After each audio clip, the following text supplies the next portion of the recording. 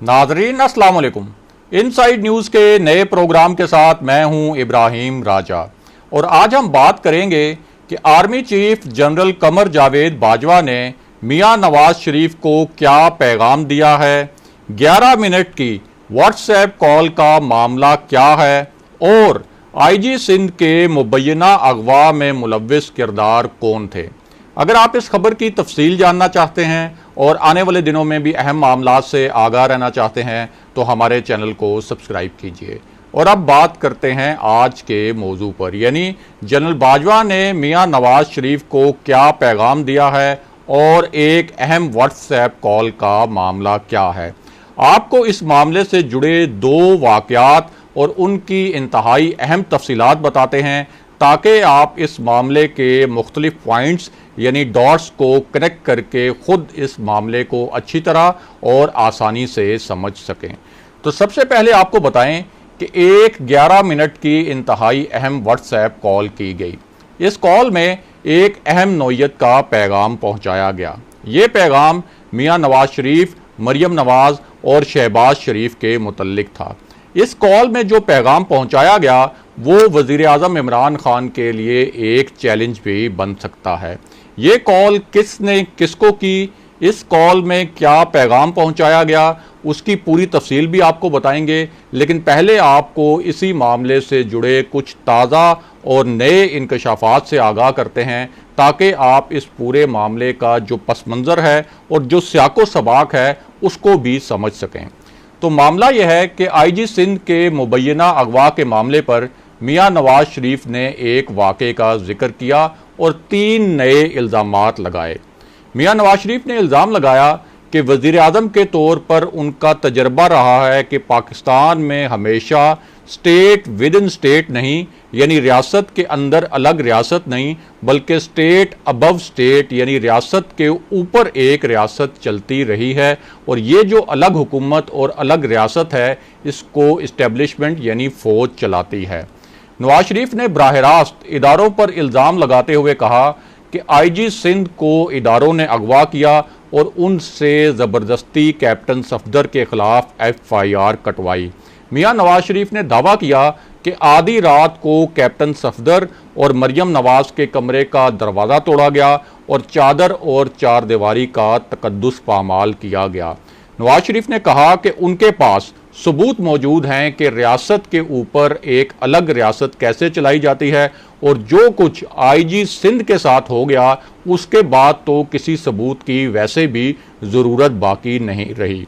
उसके बाद मियां नवाज शरीफ ने हैरान कुन तौर पर यह भी कहा कि वो सिंध पुलिस को शाबाश देते हैं जिसने बहुत बहादुरी का सबूत देते हुए एहतजाज किया और नून लीग भी सिंध पुलिस के हक में भरपूर एहतजाज करेगी। ये एहतजाज मुल्क और कौम के लिए मशले राह साबित होगा। ये अल्फाज मियां नवाज शरीफ ने इस्तेमाल किए और हुकूमत का इल्ज़ाम है कि मियां नवाज शरीफ जानबूझकर पुलिस को फ़ौज के ख़िलाफ़ उकसाने की साजिश कर रहे हैं।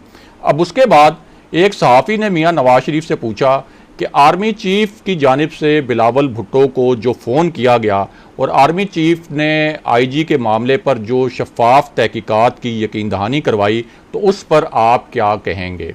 इस पर मियां नवाज शरीफ ने कहा कि आईजी सिंध को खलाई मखलूक ने अगवा किया। आईजी खुद कह रहे हैं कि उनकी बेइज्जती की गई। अब तहकीकात के लिए मज़ीद किस किस्म के सबूतों की ज़रूरत बाकी है। मियां नवाज शरीफ ने इल्ज़ाम लगाया कि इस पूरे मामले के पीछे खलाई मखलूक का इंतकाम और गुस्सा है और ये गुस्सा इसलिए है कि नवाज शरीफ हक़ाइक़ से पर्दा क्यों उठा रहा है और इदारों के जो मुबैना मुतनाज़ा चेहरे हैं उनको क्यों बेनकाब कर रहा है। नवाज शरीफ ने दावा किया कि ये एक जंग है और वो ये जंग लड़ते रहेंगे। अब उसके बाद नवाज शरीफ ने 25 अक्टूबर के हवाले से क्या नया दावा किया उसकी तफसील भी आपको बताते हैं और आगे चलकर ये भी बताएंगे कि जनरल बाजवा के पैगाम और 11 मिनट की व्हाट्सएप कॉल का मामला क्या है। तो सबसे पहले आपको बताएं कि मरियम नवाज के खिलाफ भी एक मुकदमा दर्ज कर लिया गया है। इस मुकदमे में आइनी इदारों के खिलाफ तकरीर यानी फ़ौज के खिलाफ तकरीर और अदालत से सज़ा याफ्ता अफराद के खिताबात की दफ़ात भी आयद की गई हैं और ये जो मुकदमा है ये शाहदरा लाहौर में दर्ज किया गया है। अब इस पूरी सूरत हाल में नवाज शरीफ ने एक नया ऐलान किया है और अपनी करीबी शख्सियात के ज़रिए ये पैगाम भी पहुंचाया है कि वो 25 अक्टूबर को कुछ बड़ा करने वाले हैं। इस ऐलान का पस मंज़र ये है कि PDM के कराची जलसे में आसिफ अली जरदारी ने मियां नवाज शरीफ को तकरीर नहीं करने दी थी। उस वक्त नून लीग ने बहाना तो ये बनाया था कि नवाज शरीफ ने गले में खराश की वजह से तकरीर नहीं की, लेकिन असल मामला ये था कि मौलाना फजलुर रहमान और बिलावल भुट्टो के इसरार और दरख्वास्त के बावजूद नवाज शरीफ की तकरीर असल में आसिफ अली जरदारी ने रोकी थी। अब नवाज शरीफ ने ऐलान किया है कि वो 25 अक्टूबर को PDM के जलसे से खिताब करेंगे और उनके जो करीबी ज़राए हैं वो ये ख़बरें भी फैला रहे हैं कि नवाज शरीफ इस खिताब में फ़ौजी क़यादत के ख़िलाफ़ कोई नए और बड़े इंकशाफात करने वाले हैं, या आप कह सकते हैं कि नए और बड़े इल्ज़ामात लगाने वाले हैं।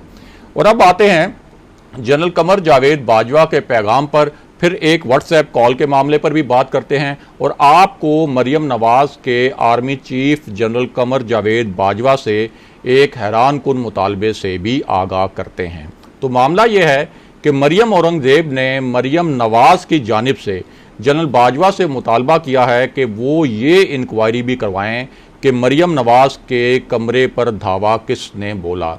इस मुबैना वाक़े को भी इंक्वायरी रिपोर्ट का हिस्सा बनाया जाए और उन्होंने ये मुतालबा भी किया कि अगर इस वाक़े की तहकीकात को इंक्वायरी रिपोर्ट का हिस्सा ना बनाया गया तो हम यानी मुस्लिम लीग नून इसे तस्लीम नहीं करेगी और ये एक अधूरी रिपोर्ट होगी।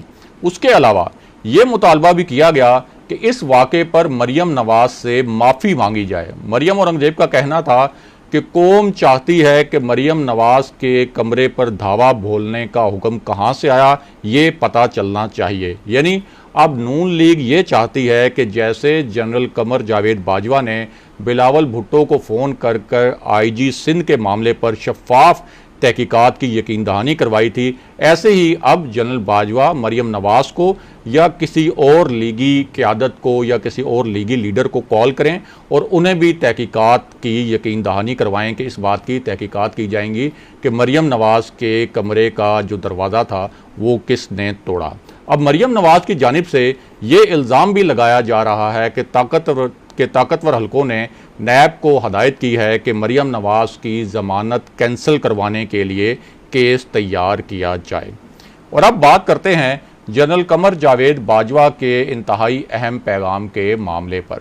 जनरल बाजवा का ये जो पैगाम है इसके दो अहम पस मंज़र हैं। इसका एक पस मंज़र ये है कि मौलाना फजलुर रहमान की जमात JUI ने कोर कमांडर्स के घरों के बाहर धरने देने की धमकियां दी। इसका दूसरा पस मंज़र ये है कि अपोजिशन का लॉन्ग मार्च जो है वो सिर्फ इस्लामाबाद में नहीं बल्कि उसे रेड जोन तक लाने का मंसूबा बनाया गया है और ये जो रेड जोन है यहाँ पाकिस्तान की सबसे हसास और अहम तरीन इमारतें और दफातर वाक़ हैं। अब इस पूरी सूरत हाल में army chief general Qamar Javed Bajwa ने जिस इजलास की सदारत की वो एक इंतहाई अहम नौइयत का इजलास था जिसमें तमाम कोर कमांडर्स शरीक होते हैं। कोर कमांडर्स कॉन्फ्रेंस के एजेंडे पर जो नुकात होते हैं उन पर तमाम कोर कमांडर्स अपनी राय का इजहार करते हैं और फिर जो भी मुतफ़िका फ़ैसला हो उसको एक दो टोक पैगाम के तौर पर जारी कर दिया जाता है।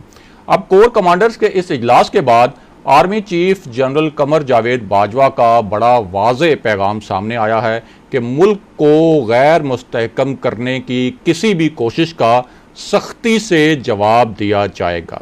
अब तमाम तज्ज़ियाकार मुत्तफ़िक हैं कि इस पैगाम का पस मंज़र ये है कि एक तरफ एहतजाज और संगीन इल्ज़ामात से अदम इस्तेहकाम की सूरत हाल पैदा हो सकती है और इसी सूरत हाल के दौरान दहशत गर्दी की एक नई लहर भी आई है। तो इस पैगाम को असल में मियां नवाज शरीफ और मौलाना फजलुर रहमान की जो धमकियां हैं उस पर एक सख्त किस्म का जवाबी पैगाम भी करार दिया जा रहा है।